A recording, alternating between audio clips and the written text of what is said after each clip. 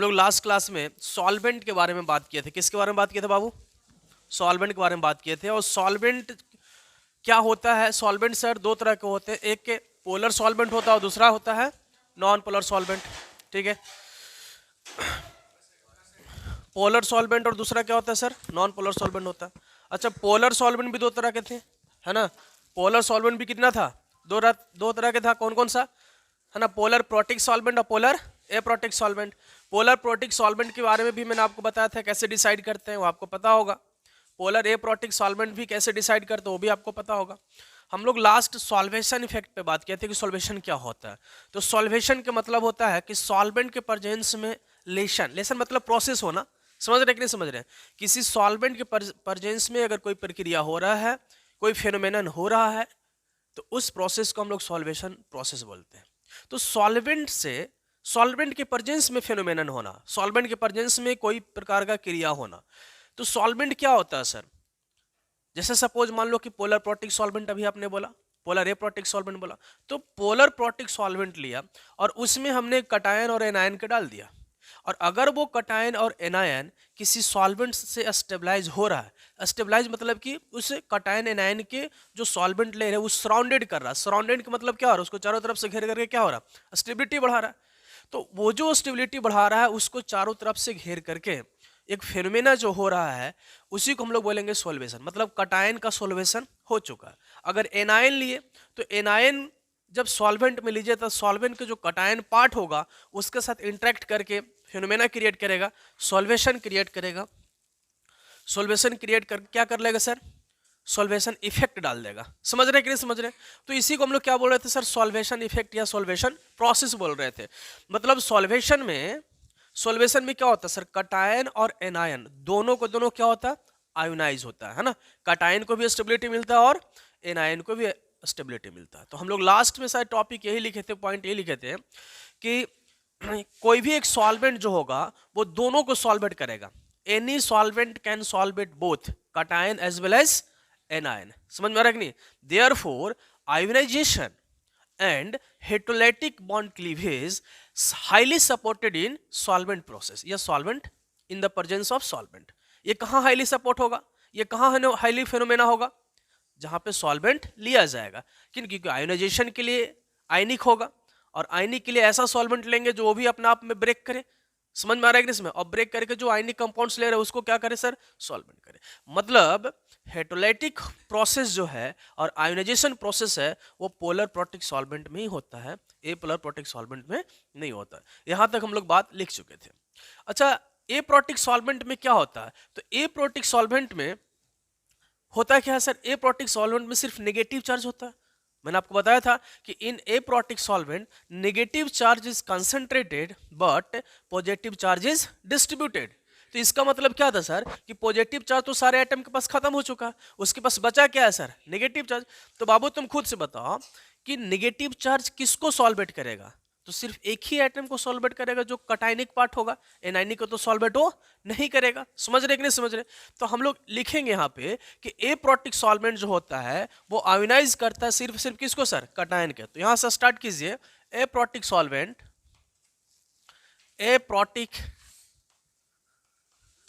Aprotic solvent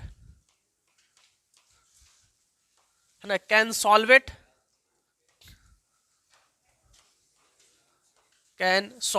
only cation, only cation. Aprotic solvent जो होगा सिर्फ कटायन को सॉल्वेट करेगा, एनायन को सॉल्वेट वो नहीं करेगा। क्योंकि एप्रोटिक सॉल्वेंट में सिर्फ कौन सी चार्ज होती है सर?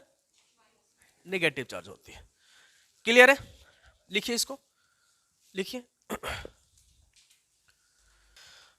तो हम लोग यहाँ पे एप्रोटिक सॉल्वेंट जो होता है, एप्रोटिक सॉल्वेंट में सिर्फ नेगेटिव चार्ज होता है और वो किसको सॉल्वेट करेगा सर? सिर्फ कटायन पार्ट को सॉल्वेट करेगा। ठीक है, अब तुम खुद से सोचो कि अगर कोई एक एटम्स ले रहे हैं, ध्यान से समझना, कोई एक एटम्स ले रहे हैं या कोई एक न्यूक्लियोफाइल ले रहे हैं, वो न्यूक्लियोफिलिसिटी किस में ज्यादा शो करेगा? पोलर प्रोटिक सॉल्वेंट में या पोलर एप्रोटिक सॉल्वेंट में? मान लो कि तुम सब क्वेश्चन पूछेगा, देखिए ये वाला क्वेश्चन बहुत इंपॉर्टेंट है जो टर्म बोल रहे हैं कि OH माइनस ले लिए सर, OH माइनस न्यूक्लियोफाइल है, बरोबर है ना। अब इसको सर हम पानी में डाल दिए, ठीक है सर, वाटर ले लिए, ठीक है, और एक जगह हमने क्या ले रहे हैं, पोलर एप्रोटिक सॉल्वेंट ले रहे हैं। तो पोलर एप्रोटिक सॉल्वेंट में मान के चलो ईथर ही ले रहे हैं, क्योंकि अभी तुमको यहां तक ही पता है कि ईथर एप्रोटिक सॉल्वेंट होता है। यहां पे भी OH ले लिए। आपसे क्वेश्चन पूछेगा कि बताओ न्यूक्लियोफिलिसिटी या सबसे स्ट्रॉन्ग न्यूक्लियोफाइल कौन शो करेगा। एक को पानी में ले लिए और एक को पानी में नहीं लिए। पानी में नहीं लिया मतलब ईथर ले लिया, एसीटोन ले लिया, जो एप्रोटिक सॉल्वेंट बिहेव करता है। समझ में आ रहा है कि समझ में आ रहा है?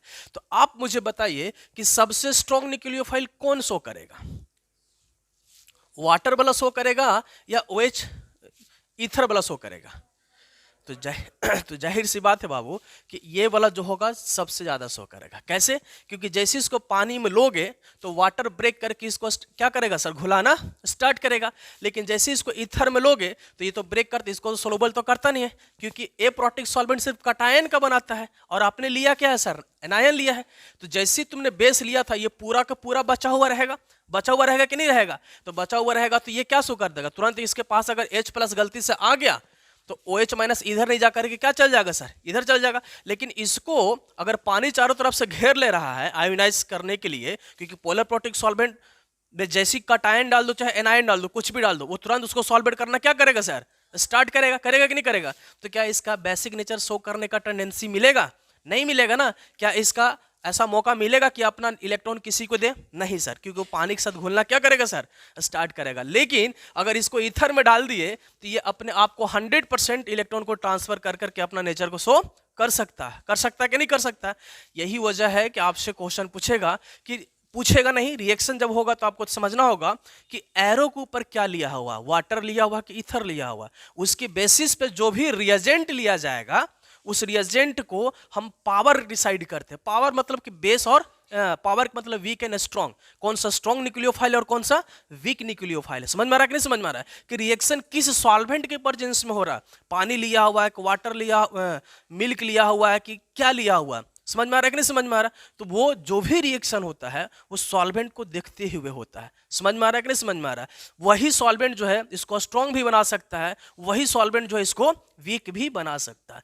तो रिएक्शन बाबू समझने के लिए एक फैक्टर नहीं होता कि लिए और रिएक्शन कर दिए, फार्मूला हमारे पास था उस फार्मूला पर बैठाएं और आंसर आ गया। नहीं, यहाँ पर जितना सबस्ट्रेट, रिएजेंट, सॉल्वेंट, ये तीनों को नेचर आपको डिसाइड करना होगा कि तीनों का नेचर क्या है और रिएक्शन किस कंडीशन में लिया गया है, तब आपको फाइनल प्रोडक्ट बनाना होगा। समझ में आ रहा है? इसी चीज को हम धीरे धीरे समझाते आप लोग आ रहे हैं और लिखाते आ रहे हैं। आप लोग पढ़िएगा ढंग से तब समझ में आएगा रिएक्शन, नहीं पढ़िएगा तो हम कुछ नहीं कर सकते। समझ में आ रहा है ना? चलो सर, अब देखो हम लोग बात करेंगे तो जो पॉइंट हमने सीखा कि बेसिक कैरेक्टर जो होता है या बेसिक नेचर जो होता है एप्रोटिक सॉल्वेंट में क्या होता है, ज्यादा होता है, बेटर न्यूक्लियोफाइल होता है। क्लियर है कि नहीं? तो लिखेंगे न्यूक्लियोफिलिसिटी ऑफ न्यूक्लियोफाइल, लिखिएगा दूसरा पॉइंट, ठीक है। दूसरा पॉइंट लिखेंगे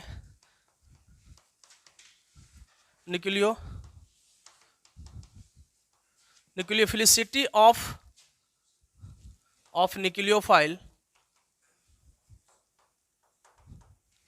nucleophilicity of nucleophile is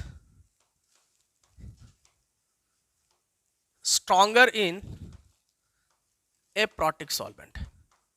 Aprotic solvent. Nucleophilicity of nucleophile is stronger या better in aprotic solvent. Example OH minus in water, दूसरा OH माइनस इन DMSO।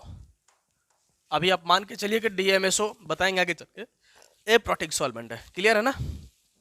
अब देखो हमने क्या लिखा, nucleophilicity of nucleophile is stronger in aprotic solvent. तो अब हम यहाँ पर क्या ले लिए, एक न्यूक्लियोफाइल यहाँ भी लिए, जिसमें कहाँ लिए हैं सर, वाटर में लिए हैं, और एक न्यूक्लियोफाइल यहाँ भी लिए, वो कहाँ लिए हैं सर, एप्रोटिक सॉल्वेंट में लिए। अब इनका नेचर हमको डिसाइड करना, तो स्ट्रॉन्ग न्यूक्लियोफाइल कौन सा होगा बाबू, बोलो? ये वाला क्या होगा सर, स्ट्रॉन्ग न्यूक्लियोफाइल। नोट कीजिए इसको, बहुत इंपॉर्टेंट है?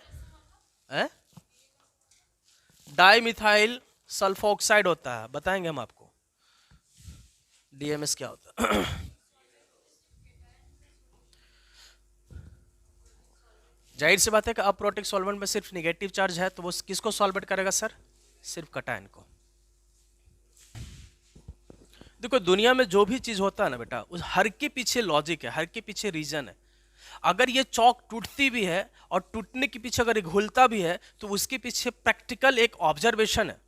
हम ऐसी कोई चीज को नहीं बोल रहे हैं, हर चीज को प्रैक्टिकल ऑब्जर्वेशन है। हर चीज का एक फिक्स टेम्परेचर है, हर चीज का फिक्स इसका एनर्जी है। ये सारे चीज कंसीडर करके, वाटर की एनर्जी को कंसीडर करके फिर उसको बाद डाला जाता है। अब स्टोन को पानी में डालते हो तो नहीं टूटता। इसके पीछे कारण क्या? कारण है, बहुत सारे कारण है जो आपको बताया जाएगा आपको। लेकिन वही चौक को डालोगे तो जाहिर सी बात है कुछ न कुछ फेनोमेना तो हो रहा है ना। स्टोन भी घुल जाएगा, एक समय ऐसा आएगा कि स्टोन भी घुल जाएगा। अब अगर हम लोग बात करें डायमंड को, डायमंड बहुत हार्ड होता है, क्रिस्टल होता है, लेकिन वो उसको अगर तुम 100 डिग्री सेल्सियस पर रखोगे तो कोई प्रभाव नहीं पड़ेगा, उसको फर्क भी नहीं पड़ेगा, कुछ हिलेगा भी नहीं, ऐसे मान करके चलो। लेकिन वही इसी चीज को 3500 डिग्री सेल्सियस पर तुम उसको हीट कर दो, राख बन जाएगा वो। कहीं कहीं 3700 डिग्री सेल्सियस लिखा हुआ रहता है, लेकिन 35 to 37 डिग्री अगर 100 सेल्सियस अगर लेते हो तो कुछ नहीं बचेगा तुम्हारे पास, CO2 करके बाहर चले जाएगा वो।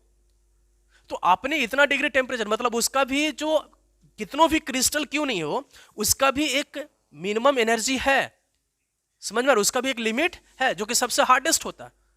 आपको पता, मैं बता दूं कि जो आई जो सर्जरी होता है ना, वो डायमंड की ही बना हुआ होता है। समझ में आ रहा है? जो आई जो सर्जरी करते हैं डॉक्टर लोग, बहुत हार्ड होता है वो। पतला बहुत देखने को लगता है, लेकिन वो क्या होता है, बहुत हार्ड होता है, ताकि वो सर्जरी करते समय टूटे नहीं। समझ में आ रहा है कि नहीं समझ में आ रहा? अच्छा, तो ऐसे सोचो कि सर अगर कोई भी न्यूक्लियोफाइल अगर हम पोलर प्रोटिक में ले रहे हैं और पोलर ए प्रोटिक लेयर में, तो क्या होगा? अगर पोलर प्रोटिक में लेते हैं और पोलर ए प्रोटिक में लेते हैं, तो ए प्रोटिक का न्यूक्लियोफिलिसिटी पोलर प्रोटिक से क्या होगा? ज्यादा होगा। और क्यों होगा? रीजन सबको समझ में आ रहा है। ऐसे मान के चलो कि हम एक न्यूक्लियोफाइल ले रहे हैं और दोनों को पानी में ही डाल दिए। ध्यान से समझना, एक न्यूक्लियोफाइल ले रहे हैं, ठीक है, जिसको हम दोनों को पानी में डाल दिए, मतलब कि पोलर प्रोटिक सॉल्वेंट में डाल दिए। पोलर प्रोटिक सॉल्वेंट यहां भी ले लिए और पोलर प्रोटिक सॉल्वेंट यहां ले लिए। दो न्यूक्लियोफाइल लिए और दोनों को हम लोग अलग अलग ट्यूब में पोलर प्रोटिक सॉल्वेंट लिया और उसमें डाल दिए। लेकिन दोनों में सिर्फ एक फर्क यह था कि एक छोटा साइज के एटम था और एक बड़ा साइज के एटम था, क्योंकि जाहिर सी बात है एटम को साइज तो सेम हो नहीं सकता। ठीक है ना? क्लियर है? अब सपोज मान लो कि एक एक्स एटम है जो नेगेटिव चार्ज मतलब न्यूक्लियोफाइल है, इसका साइज छोटा है। एक वाई एक ऐसा आइटम है जो नेगेटिव चार्ज है जिसका साइज बड़ा है। लेकिन सर दोनों को पानी में डाला हुआ, मतलब दोनों स्टेबल हो रहा, क्योंकि रिएक्शन जब लेगा तो ध्यान से समझना, मैं बार बार बोल रहा हूं। सर दो एटम लिए और दोनों न्यूक्लियोफाइल था और दोनों को पानी में डाल दिए। अब ये दोनों में से किसका न्यूक्लियोफिलिसिटी ज्यादा होगा? कौन सा स्ट्रॉन्ग न्यूक्लियोफाइल वेव करेगा? अब सुनो, है ना, जैसे छोटा वाला एटम को, स्मॉल एटम्स को तुमने पोलर प्रोटिक में डाल दिया, तो क्या करेगा? एक्स माइनस जो है, थोड़ा ध्यान से देखना, एक्स माइनस जो है, क्योंकि एटम छोटा है इसलिए पानी का सराउंडिंग जो होगा वो मैक्सिमम होगा।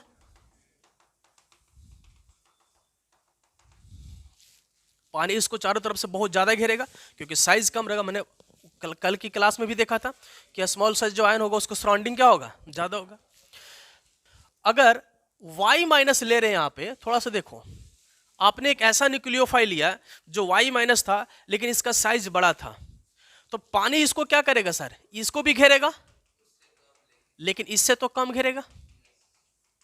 बाबू घेरेगा कि नहीं घेरेगा? जाहिर सी बात है, अगर इसको कम घेरेगा तो इस वाल को तोड़ने में, दोनों में वाल तो क्रिएट हो जाएगा, है ना, इस वाल को तोड़ने में सबसे आसान किस में होगा? ज्यादा वाला में या कम वाला में होगा? कम वाला में होगा, क्योंकि इसको क्या है, इसको कम वाल तोड़ करके अपना न्यूक्लियोफिलिसिटी शो करने का मौका मिलेगा। समझ में आ रहा है कि नहीं समझ में आ रहा है? और इसको अगर ज्यादा अगर घेर लेगा तो माइनस चार्ज को दिखाने का टेंडेंसी क्या हो जाएगा? कम हो जाएगा। होगा कि नहीं होगा? जाहिर सी बात है, क्या हो जाएगा उसका सर? कम हो जाएगा। बहुत क्लियर कि याद रखना कि इन पोलर प्रोटिक सॉल्वेंट में हमेशा लार्जर साइज एटम का न्यूक्लियोफिलिसिटी ज्यादा होता है स्मॉलर साइज एटम से। समझ में आया कि नहीं आया? किसी भी पोलर प्रोटिक सॉल्वेंट में always larger nucleophile size atoms are better nucleophile than small size atoms. Clear है? लिखेंगे इसको पहले डायग्राम बनाइए। तो यहां से हम लोग क्या कंसेप्ट निकालें कि इन पोलर प्रोटिक सॉल्वेंट, लिखेंगे सब लोग, लिखते चलिएगा, in polar protic solvent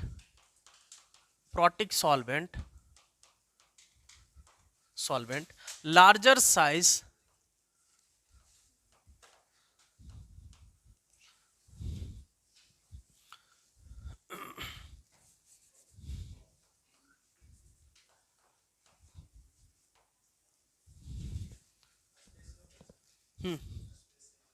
space है, हाँ, larger size nucleophile atom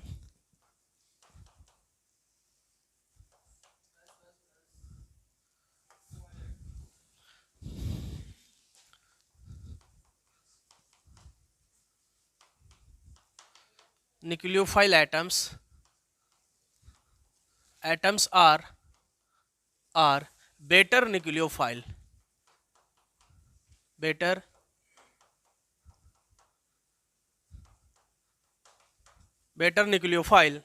than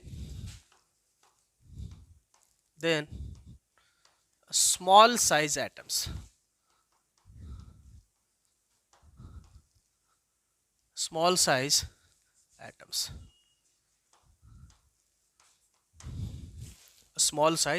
atoms. In polar protic solvent, larger size nucleophile atoms are better nucleophile than a small size atom. Better nucleophile का मतलब क्या होता है? Strong nucleophile. क्लियर है ना? For example देखेंगे,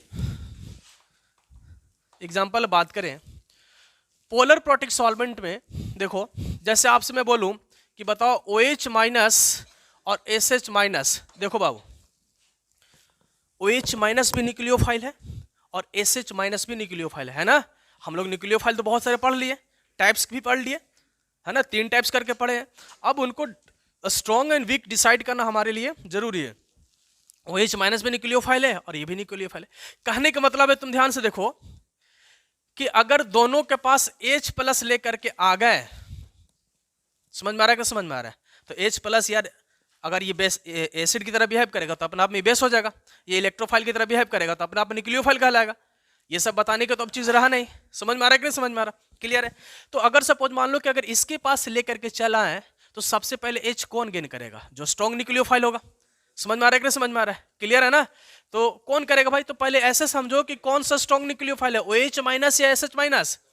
OH माइनस या SH minus? SH minus.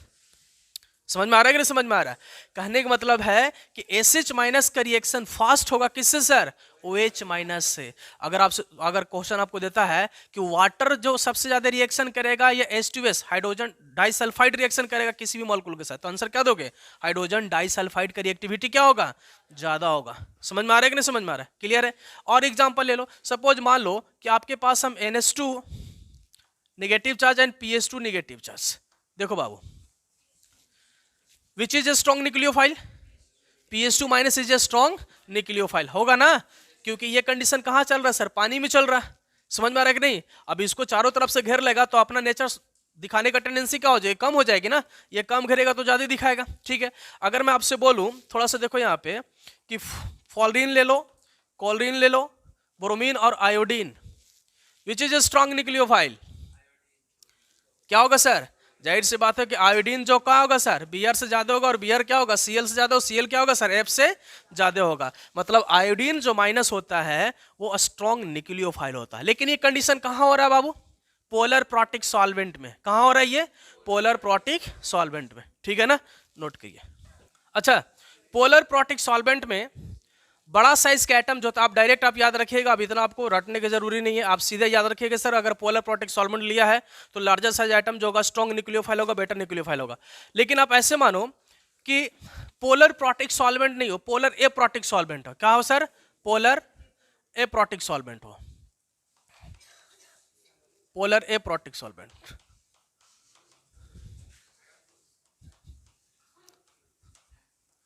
हाँ आवाज नहीं। तो देखो पोलर एप्रोटिक सॉल्वेंट में हमेशा याद रखना कि पोलर प्रोटिक सॉल्वेंट में लार्जर साइज एटम बेटा न्यूक्लियोफाइल होता है, लेकिन पोलर एप्रोटिक सॉल्वेंट में स्मॉलर साइज एटम क्या होगा सर, बेटा न्यूक्लियोफाइल होगा। तो लिखेंगे in polar aprotic solvent, in aprotic solvent a small size nucleophile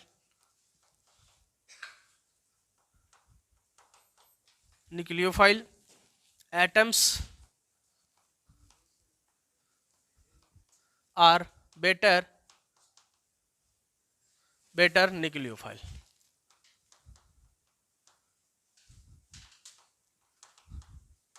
are beta nucleophile in aprotic solvent small size atoms are beta nucleophile। अब यहां पर देखो F minus, Cl minus, Br और आयोडीन माइनस।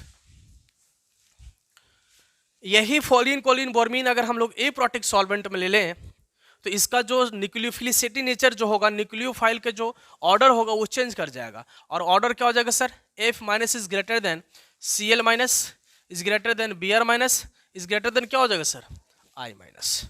ठीक है, तो रिएक्शन किस factor पर चल रहा है, किस फेनोमेनन में चल रहा है, वो रिएक्शन देख को ही पता चलेगा कि आपको पोलर प्रोटिक ले रहा है या पोलर एप्रोटिक ले रहा है।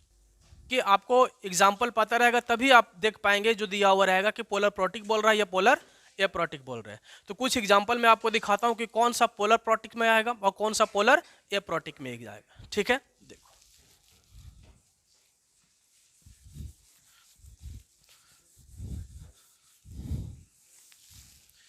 अगर हम लोग बात करें एग्जाम्पल्स के, एग्जाम्पल्स ऑफ, ठीक है, फर्स्ट का अगर हम लोग बात करें पोलर प्रोटिक सॉल्वेंट के, ठीक है, पोलर प्रोटिक सॉल्वेंट का हम लोग एग्जाम्पल के बारे में बात कर रहे हैं। कौन कौन सा आता है देखो, फर्स्ट का अगर हम लोग बात करें तो पोलर प्रोटिक सॉल्वेंट में सबसे पहले वाटर आएगा, अल्कोहल आएगा और एसिड आएगा, याद रखिएगा। ये तीन आपको हमेशा देखने को मिल जाएगा आपको alcohol, water and acetic acid या एसिड मिल जाएगा। ये सभी के सभी पोलर प्रोटिक सॉल्वेंट में काउंट होता है। ठीक है, इसके बाद हम लोग दूसरा बात करें polar aprotic solvent. Polar aprotic solvent में क्या क्या आएगा देखो, एप्रोटिक सॉल्वेंट में एसीटोन आएगा, ठीक है, एसीटोन के बाद ईथर भी आएगा, देखते चलना। ठीक है, इसके बाद क्रॉन ईथर भी आता है,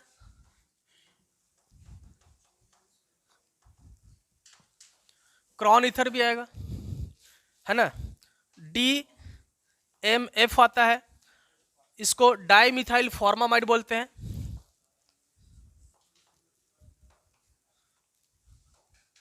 डाइमिथाइल फॉर्मामाइड,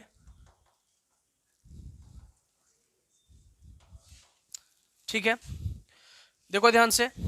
DMF भी आएगा, इसका स्ट्रक्चर दिखा दे रहे हैं आपको, इसको हम लोग बोलते हैं डाइमिथाइल फॉर्माइड। आपको एरो के ऊपर DMF डायरेक्ट लिखा हुआ रहेगा क्योंकि इतना बड़ा वो लिख नहीं सकता, ठीक है ना, इसलिए शॉर्ट में आपको लिखा रहेगा DMF इसका। और मैं इसको स्ट्रक्चर भी आपको दिखा दे रहा हूँ, लेकिन स्ट्रक्चर वहां पर दिया हुआ नहीं रहेगा क्योंकि इतना बड़ा वो एरो के ऊपर जगह नहीं होता।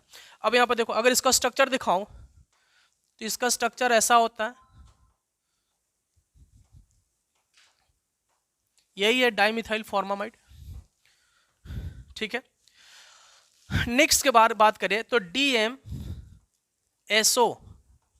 DMSO जैसे अभी हमने अब लिखा था आपको, है ना, DMSO, इसको बोलेंगे dimethyl sulphur oxide. Dimethyl sulphur oxide, ये सभी के सभी एप्रोटिक सॉल्वेंट है। ठीक है,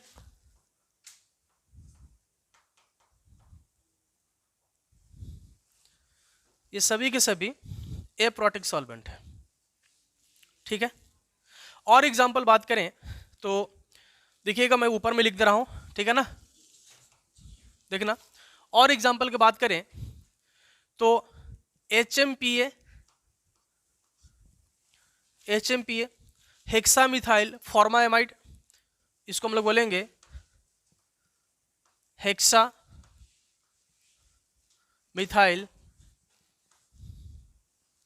हेक्सामिथाइल फॉस्फोनामाइड,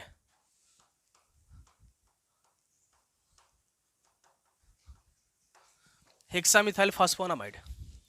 अगर आप इसको स्ट्रक्चर बनाने की बात करेंगे तो देखिए,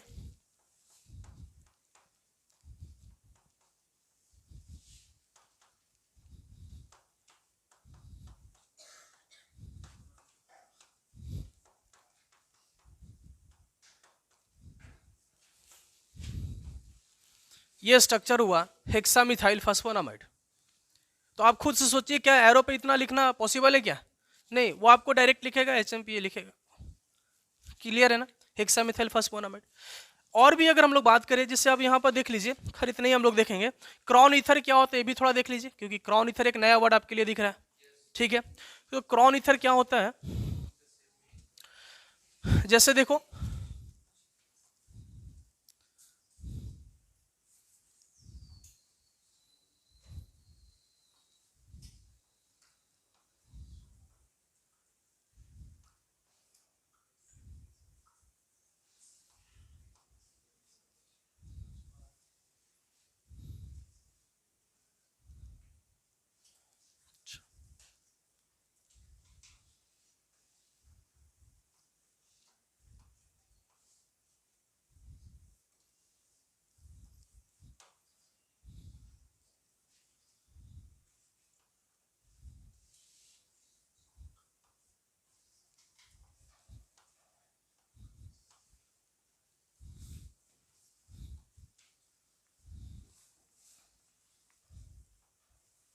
देखो बाबू,